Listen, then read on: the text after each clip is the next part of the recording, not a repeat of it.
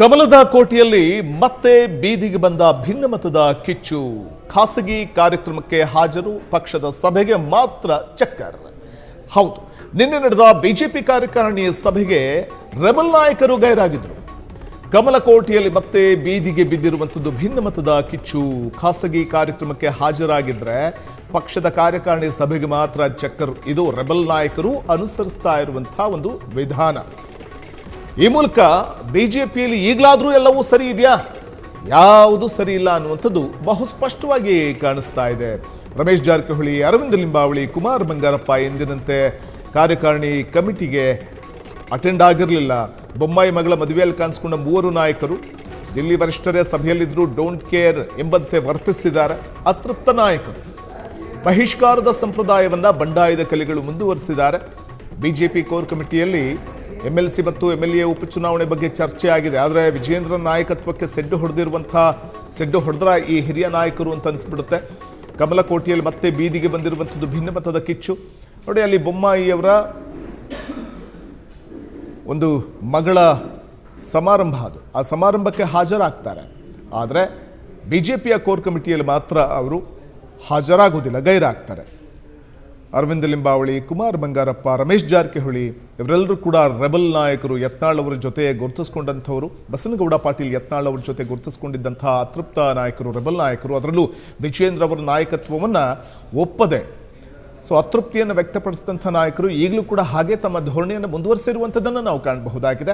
ಇದು ವಿಜೇಂದ್ರ ನಾಯಕತ್ವಕ್ಕೆ ಸೆಡ್ಡು ಹೊಡೆದ್ರ ಹಿರಿಯ ನಾಯಕರು ಮತ್ತೆ ಎಲ್ಲವೂ ಸರಿ ಹೋಗಿದೆ ಪಕ್ಷದಲ್ಲಿ ಅನ್ನುವ ಸಂದರ್ಭದಲ್ಲೇ ಮತ್ತೆ ಪಕ್ಷದಲ್ಲಿ ಎಲ್ಲವೂ ಸರಿ ಇಲ್ಲ. ಯಾಕಂದರೆ ಬಿಜೆಪಿ ಅಂದಾಗ ಶಿಸ್ತಿನ ಪಕ್ಷ ಅಂತ ಹೇಳಿಕೊಳ್ಳುವಂಥ ರಾಷ್ಟ್ರೀಯ ಪಕ್ಷದಲ್ಲಿ, ಭಾರತೀಯ ಜನತಾ ಪಾರ್ಟಿಯಲ್ಲಿ ಅಶಿಸ್ತು ತಾಂಡವವಾಡ್ತಾ ಇದೆ. ಎಲ್ಲವೂ ಸರಿ ಇಲ್ಲ ಅನ್ನುವಂಥದ್ದು ಬಹು ಸ್ಪಷ್ಟವಾಗಿ ಕಂಡು ಬರ್ತಾ ಇದೆ.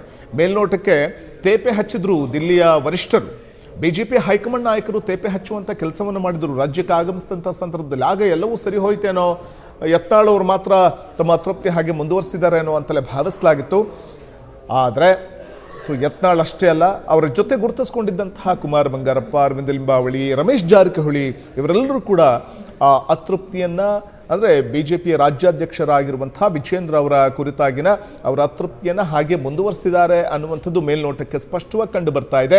ಯಾಕಂದರೆ ನಿನ್ನೆ ನಡೆದಂಥ ಬಿಜೆಪಿ ಕೋರ್ ಕಮಿಟಿ ಸಭೆಯಲ್ಲಿ ಭಾಗಿಯಾಗಬೇಕಿತ್ತು ಇವರೆಲ್ಲರೂ. ಪಕ್ಷವನ್ನು ಬಲವರ್ಧನೆ ಮಾಡುವಂತಹ, ಪಕ್ಷವನ್ನು ಸಂಘಟಿಸುವಂಥ ಒಂದು ಕೆಲಸವನ್ನು ಮಾಡುವಂಥ ನಿಟ್ಟಿನಲ್ಲಿ ಕರೆಯಲಾಗಿದ್ದಂಥ ಬಿಜೆಪಿ ಕೋರ್ ಕಮಿಟಿ ಸಭೆ ಇದು. ಯಾಕೆಂದರೆ ಸದ್ಯದಲ್ಲೇ ಸ್ಥಳೀಯ ಸಂಸ್ಥೆ ಚುನಾವಣೆಗಳು ನಡೀತವೆ.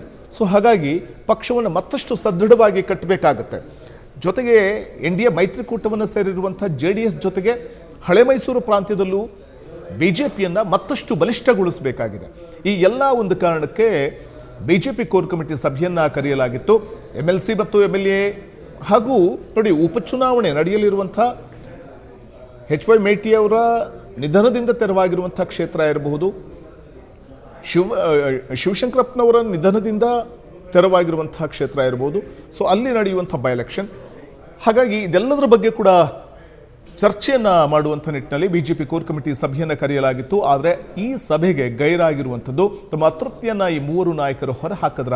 ಬೊಮ್ಮಾಯಿ ಮಗಳ ಮದುವೆಯಲ್ಲಿ ಕಾಣಿಸ್ಕೊಳ್ತಾರೆ, ಆದರೆ ಬಿಜೆಪಿ ಕೋರ್ ಕಮಿಟಿ ಸಭೆಯಲ್ಲಿ ಕಾಣಿಸ್ಕೊಳ್ಳೋದಿಲ್ಲ ಅಂತಂದಾಗ ಸಹಜವಾಗಿಯೇ ತಮ್ಮ ಅತೃಪ್ತಿಯನ್ನು, ಅಸಮಾಧಾನದ ಬೇಗುದಿ ಹಾಗೆ ಹೊರಹಾಕ್ತಾ ಇದ್ದಾರೆ, ಕಂಟಿನ್ಯೂ ಮಾಡ್ತಾ ಇದ್ದಾರೆ ಇವರು ಅನ್ನುವಂಥದ್ದಂತೂ ಬಹು ಸ್ಪಷ್ಟವಾಗಿ ಕಂಡು ಬರ್ತಾ ಇದೆ. ಈ ಮೂಲಕ ಕಮಲಕೋಟೆಯಲ್ಲಿ ಮತ್ತೆ ಬೀದಿಗೆ ಬಿದ್ದಿದೆ ಭಿನ್ನಮತದ ಕಿಚ್ಚು. ವಿಪಕ್ಷಗಳೇ, ಅದರಲ್ಲೂ ಬಿಜೆಪಿ, ಭಾರತೀಯ ರಾಷ್ಟ್ರೀಯ ಪಕ್ಷ, ಭಾರತೀಯ ಜನತಾ ಪಾರ್ಟಿ ಒಂದು ರಾಷ್ಟ್ರೀಯ ಪಕ್ಷ. ಇದು ರಾಷ್ಟ್ರೀಯ ಪಕ್ಷದಲ್ಲೇ ಈ ರೀತಿ ಆದರೆ, ಒಂದು ವಿಪಕ್ಷದಲ್ಲೇ ಈ ರೀತಿ ಆದರೆ, ಒಡಕು ಹಾಗೇ ಕಂಟಿನ್ಯೂ ಆಯಿತು ಅಂತಂದರೆ ಸಹಜವಾಗಿಯೇ ಇದು ಆಡಳಿತಾರೂಢ ಕಾಂಗ್ರೆಸ್ಗೆ ಅಸ್ತ್ರವಾಗಿ ಪರಿಣಮಿಸ್ತಾ ಹೋಗುತ್ತೆ. ಆಡಳಿತಾರೂಢ ಸರ್ಕಾರದ ವೈಫಲ್ಯಗಳನ್ನು ಜನತೆಯ ಮುಂದಿಡುವಂತಹ ಕೆಲಸವನ್ನು ಮಾಡಬೇಕು ವಿಪಕ್ಷಗಳಲ್ಲೇ ಎಲ್ಲವೂ ಸರಿ ಇಲ್ಲ ಅಂತಂದಾಗ ಸಹಜವಾಗಿಯೇ ಮತ್ತಷ್ಟು ಒಂದು ಕಡೆ ಆಡಳಿತಾರೂಢ ಕಾಂಗ್ರೆಸ್ಗೆ ಅಸ್ತ್ರವನ್ನು ಕೊಟ್ಟಂತಾಗುತ್ತೆ. ಮತ್ತು ಬಿಜೆಪಿಯಲ್ಲಿನ ಭಿನ್ನಮತದ ಬೇಗುದಿ ಹೊರಬಿತ್ತು ಅಂತಂದಾಗ ಪಕ್ಷ ಬಲವರ್ಧನೆ ಹೇಗೆ, ಪಕ್ಷ ಸಂಘಟನೆ ಹೇಗೆ ಅನ್ನುವಂಥ ಪ್ರಶ್ನೆ ಮಾತ್ರ ಉದ್ಭವ ಆಗುತ್ತೆ. ಸದ್ಯ ಈ ಮೂವರು ನಾಯಕರು ಪಕ್ಷದ ಕೋರ್ ಕಮಿಟಿ ಸಭೆಗೆ ಗೈರಾಗಿದ್ದರೆ ಬೊಮ್ಮಾಯಿ ಮಗಳ ಮದುವೆಯ ಸಂದರ್ಭದಲ್ಲಿ ಎಲ್ಲರೂ ಕೂಡ ಒಟ್ಟಾಗಿ ಭಾಗವಹಿಸಿದ್ದು ನಾವು ಕಾಣಬಹುದಾಗಿದೆ. ಬಿಜೆಪಿಯಲ್ಲಿನ ಭಿನ್ನಮತದ ಬೇಗುದಿ ಹಾಗೆ ಮುಂದುವರೆದಿರುವಂಥದ್ದು ಸ್ಪಷ್ಟವಾಗಿ ಗೋಚರವಾಗ್ತಾ ಇದೆ. ಕ್ಷಣ ಕ್ಷಣದ ಸುದ್ದಿಗಳಿಗಾಗಿ ಫ್ರೀಡಂ ಟಿವಿ ಸಬ್ಸ್ಕ್ರೈಬ್ ಮಾಡಿ, ಲೈಕ್ ಮಾಡಿ ಹಾಗೂ ಫಾಲೋ ಮಾಡಿ. ಹೊಸ ಸುದ್ದಿಗಳ ನೋಟಿಫಿಕೇಶನ್ಗಾಗಿ ಬೆಲ್ ಐಕಾನ್ ಮೇಲೆ ಕ್ಲಿಕ್ ಮಾಡಿ.